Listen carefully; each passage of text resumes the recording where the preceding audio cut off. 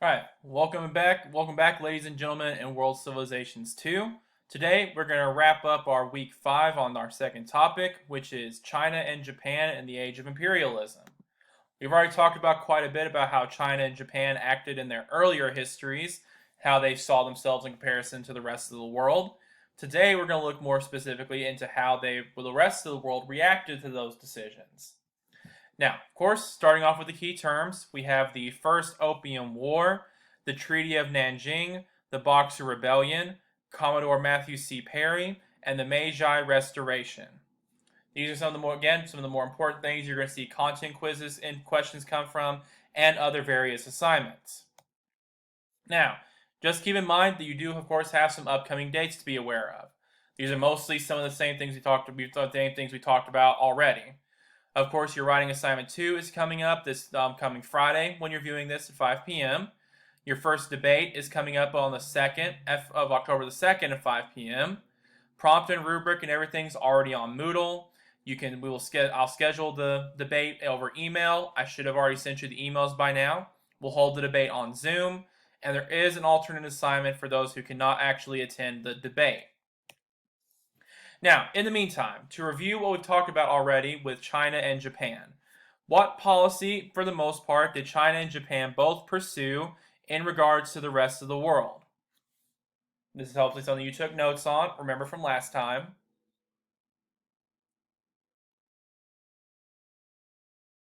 All right, very good, imaginary students. This is, of course, isolationism. For those of you who don't remember, isolationism is the policy where a country just cuts itself off from the rest of the world as much as possible and only focuses on its own affairs. Now, how do you think Europeans and the Americans are going to respond to this policy? Think about what we've already talked about before. What's the big priority Europeans and Americans typically have in regards to the rest of the world? Pause again. But yeah, as you might imagine, their typical goal is to make as much money from these other countries as they possibly can. If China and Japan cut themselves off, you can't really make that much money from them. So, as you might imagine, this is going to lead to a lot of Western interference. The main thing we're going to look at today is how China and Japan responded to these attempts to get China and Japan out of their isolationist policies. To start things off with China, one thing I want you to view is this video on the effects of opium. As many of you are aware, opium is the main thing that was used to open up the Chinese to international trade. To give you an idea on why that was so successful, there's a video. This video here goes over some of the medical and scientific impacts of opiate use. Keep in mind as you're watching this, what kind of effects do opiates and opium have on the human body? Why would these effects make Europeans want to introduce them to the Chinese? And what kind of effects is this introduction going to have on Chinese society? Keep those things in mind as you view this video and as we go through the opium trade's effect on China. Alright, so now I'm going to assume you hopefully paused and watched that video. Let's get back into the opium trade in China. Throughout the 1800s, smugglers had started setting up their own opium trades. They would take from various merchants and sell medicinal opium from the East India Company to various Chinese markets. This was some of this success encouraged piracy along the coast. This, of course, is going to lead to the typical negative effects of piracy and make the Chinese even more distrustful of foreign trade. Now, by 1833, in England, the East India Company's trade monopoly that they had previously had been lifted. So, let's pretend for a second that you're living in England. One trade company that you're not a part of has been in charge of all foreign trade. Now that monopoly is over, what are you probably going to do? Pause for the audience again. Alright, yes, as many of you, especially my entrepreneurs in here, if I remember a few of you are planning to start your own businesses, for example, you would probably try to start your own trade company and get in on some of that action. So because of this, many more companies are now starting to come into China, and the pressure to open up China to trade gets even more extensive because more and more people are trying to get involved. This eventually led to the First Opium War from 1839 to 1842. In 1839, under orders of the emperor, the Chinese Trade Commissioner Lin Zexu, probably pronounced that wrong, ordered all foreign merchants to surrender their opium stocks and take a pledge to never deal in it again. Because of this, the refusal to comply, the Chinese set up a blockade and they were forced to surrender 20,000 chests of opium. Now, how do you think the merchants are going to react to this loss of their product? For another more well-known example, how did the tea merchants in the Boston Harbor react after the Boston Tea Party? All right, yes, very good. Again, the more economically minded among you probably got this one right away. They, of course, demanded to be repaid for their lost product. The British actually sent a fleet to Canton, which, if you remember, was the only port open to foreign trade at this time, to demand repayment for the opium and to demand opening of more trade ports. Now, does this seem a bit convenient to some of you? As I stroke my beard maniacally like a James Bond villain, again, can't stop making that comparison. But yes, clearly the British, you can see, are taking advantage of this for an international incident to try to force the Chinese to open up more trade. As a result of this blockade and this fleet, a war, of course, broke out, and by 1842, the British fleet had, for the most part, defeated Chinese forces pretty easily. Now, to help explain that a little bit, what was going on in European nations at the time that gave them an advantage? For reference, this is something we'll talk about a little bit more in detail actually next week.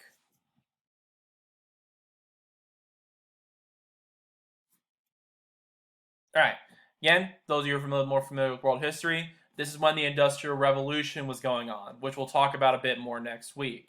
So while the European militaries and industry was improving, China's military hadn't really seen much action and was staying stagnant. So they weren't really prepared to deal with the new weaponry the British could bring to the table. Once this war was over, it led to the signing of the Treaty of Nanjing in 1842. As a result of this treaty, the Chinese were responsible for paying the cost of the war. The British took the island of Hong Kong. The Chinese were required to open ports at Shanghai, Ningbo, Fuzhou, and Xiamen. Probably pronounced that wrong. There was also a non-tariff autonomy that was passed. The Chinese were only allowed to charge 5% taxes to British imports, and extraterritoriality was established. A bit of a tongue twister. British criminals in China would now be charged by British courts.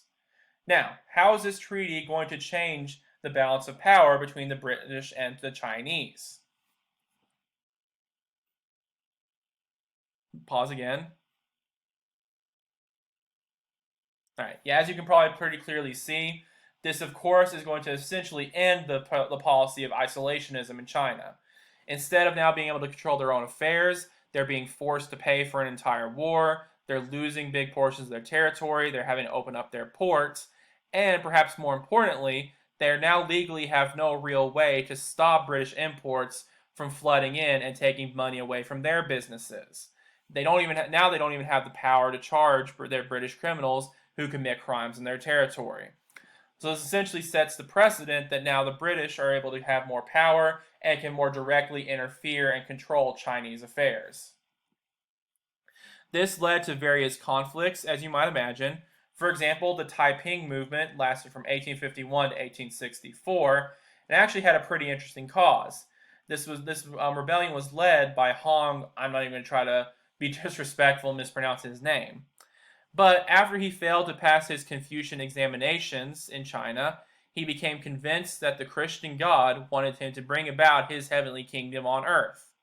This started a rebellion where he went after king loyalists, which, if you remember, were the dynasty in China at the time. They went after ethnic Manchus, which were the dominant ethnic group, Buddhists and Taoists who supported the Chinese government, and this rebellion claimed over 30 million lives. Now, one thing I want to focus on really quick: how does this rebellion demonstrate the complex cultural influences now in China? Pause again. Yeah, this one is probably fairly clear. It demonstrates that now you have multiple competing religious ideologies in China instead of the Chinese being able to keep Christian and European influences out. Because on the one hand, he's still taking traditional Confucian examinations, but he's also clearly influenced by belief in Christianity and those beliefs as well. So again, multiple, because of the British having more influence in China, there's all sorts of different competing cultural influences in the country. The Second Opium War occurred by 1856 and lasted until 1860. In this war, the British, French, and the United States called for the opening of even more ports so they could get a bit of a slice of that trade pie as well, and they wanted to have missionaries to have full acceptance in China. By 1860, the British and French troops went to work together to drive the emperor out of Beijing. The resulting treaty had a dozen more ports opened, roughly, made opium a legal commodity, and meant foreign embassies could now be set up in China. Now, how does this treaty further affect Chinese isolationism? Again, awkward pause. Have a moment to think. Pause the video if you'd like. Yes, very good, imaginary classroom. This, of course, makes China even less isolationist than it was before. Now you're having a lot more cultural influence with missionaries having free reign in China. Even more ports are being opened. Perhaps more importantly, opium is now a legal commodity. So now the British can essentially, and the other traders can essentially have free reign to get the Chinese hooked on opium and have them become independent on international trade. Finally, these foreign embassies mean that for the first time, foreign governments now have direct political influence and access to the Chinese government. So instead of just affecting them through trade and the military, they can now access their political power directly, which of course is going to be a huge deal for their government setup. Finally, self-strengthening was also a bit of an issue in China. In order to try to combat some of this foreign influence, the Chinese came up with a self-strengthening policy. Because with this policy, they believed that they were going to practice Chinese studies for the essence and Western studies for practical application.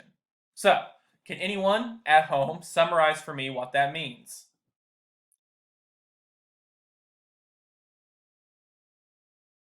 Okay, very good, classroom.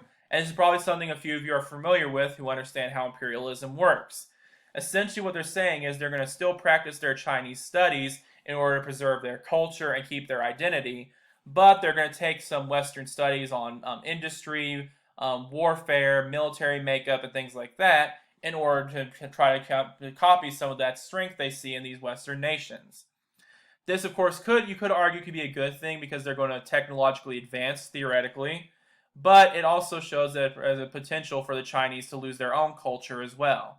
So it shows a bit of a cultural mixing that's going on and how many countries attempted to adopt foreign nation practices in order to protect themselves. This helped lead to the Sino-Japanese War of 1894 to 1895, when China and Japan fought over Korea. The Japanese proved to won the war due to their superior organization and morale. This war resulted in the I'm not going to try to pronounce that either, treaty, where the Chinese were required to pay for the cost of the war. Taiwan was annexed by Japan, and Japan is now allowed to occupy portions of Manchuria. Now, how are Western powers going to react to this defeat as well? And to be a little more clear, how are they going to react in regards to China and Japan? Alright, in regards to China, as you might imagine, this was considered by many to be the final nail in the coffin for traditional Chinese strength and balances of power in Asia. Japan, as we mentioned a little bit last time, had traditionally been subordinate to China in Asian relations, but now they were able to pretty easily defeat the Chinese in this big war. So this, of course, makes China seem even weaker and more open to exploitation. Japan, on the other hand, is now a country that people are going to be wary of, and they're going to try to limit the power of Japan. This will lead to some more issues leading up to even World War I and World War II. Some of the last resistance in China into this imperial system led to the Boxer Rebellion. This was started primarily by the Society of the Harmonious Fists, which I think we can all agree is the greatest rebellion group name of all time. It's my personal favorite. This was a rebel group based in northern China. They were angered by the German missionary activity in the area. They disliked the current Chinese dynasty for letting in foreign influence, which meant that, of course, they disliked all this foreign influence. By 1900, they had actually assassinated the German ambassador in the area. The Germans, in turn, demanded payments for the Chinese to defeat all anti-foreign movements and to build a statue in the ambassador's honor. The Chinese emperor supported the Boxer Rebellion, or this response from the Harmonious Fists, which in turn led to another civil war all across China. By August, Japanese troops commanded by the British and Germans had defeated the rebellion. They now gained the right to post troops in Chinese cities, and the payments were so heavy in response to this war that China had to borrow foreign money to pay it. So again, a couple of important impacts from this war. What do you think they are?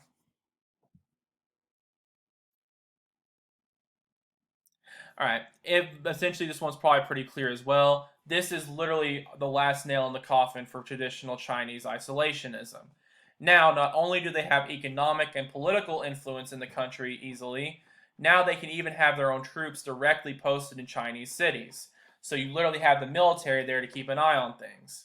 And this, of course, is when China began to become economically independent on foreign nations, which, of course, makes it impossible for them to stay isolationist, since they have to pay off all these debts.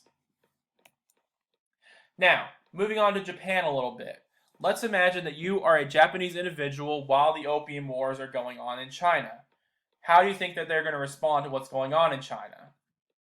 Think about what you would do if you were Japanese at this time. Right, yeah, this one's pretty straightforward as well.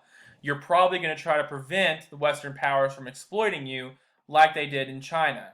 Now, one thing I want you to focus on through this is to answer the question why Japan was so much more successful at repelling this influence than China was. Now, some of the Western powers had begun to extend into Japan around the same time they did with China. As a result of the Nanjing Treaty, if you remember, one of the ports the Europeans got access to was the Shanghai trading port. The shipping routes leading to this port went past Japan. After the Mexican-American War, which we talked about, Matt, last week, the entire Pacific Northwest was now under the control of the United States.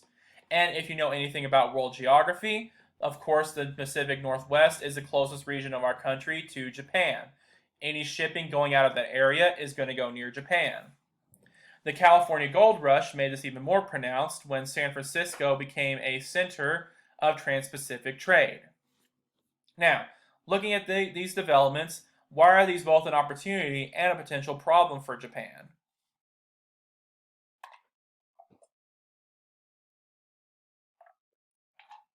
All right. It's again, you have economic opportunities and potential political problems. On the one hand, Japan could now make a lot of money from all this international trade that's now coming their way. On the other hand, the Western powers could easily take advantage of these new trading routes to have the same amount of political influence that they've been able to gain in China. This became even more of an issue when during the infamous arrival of Commodore Matthew C. Perry to Japan in July of 1853. During his visit, which you can see depicted here, he brought American warships to Japan. He also showed off modern technological advancements such as the telegraph and a railroad model.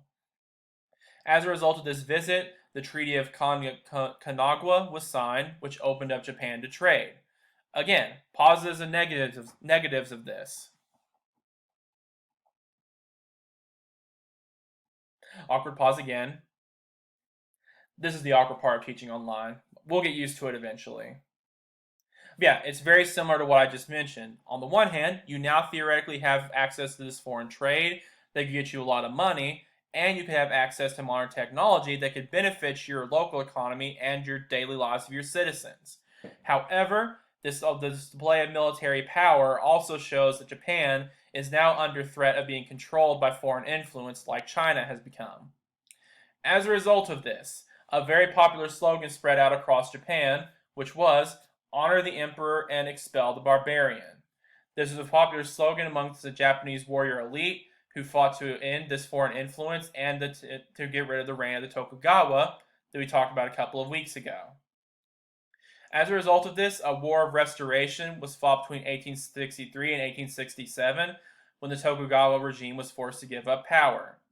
As a result of this, the new emperor was able to take power from the shogunate that we talked about a couple of weeks ago. announced the end of restrictive measures of the past and the modernization of the country. So again, how does this connect to what I mentioned earlier about how Japan might repel foreign influence? All right, this is essentially a more extensive, as you might guess, idea of the self-strengthening plan. They're going to take from Western civilization and try to use it to benefit their country so they can protect themselves from foreign influence. In order to accomplish this, the daimyo and the samurais were disbanded, that we talked about last week. They were now replaced by governors loyal to the emperor. Why would this maybe be a benefit to Japan? Think about what caused a lot of the wars we talked about in the past.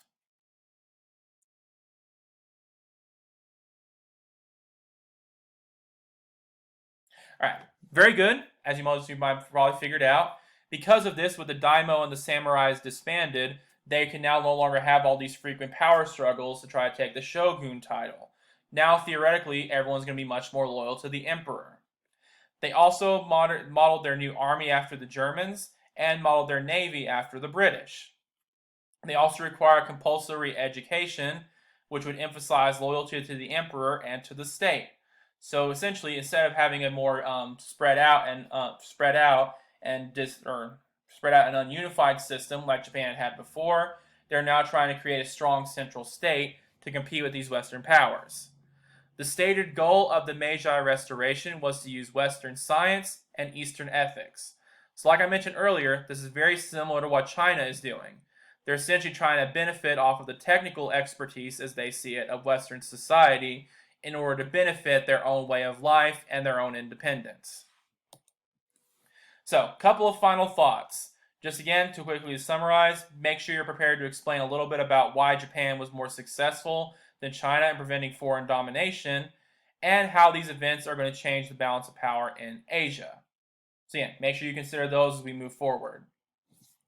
However, in the meantime, please do remember again that your second writing assignment is coming up this week, and your first debate will come up in a few weeks. All of these will be explained in more detail as we continue, but in the meantime, have a great rest of your week and try to enjoy your weekend.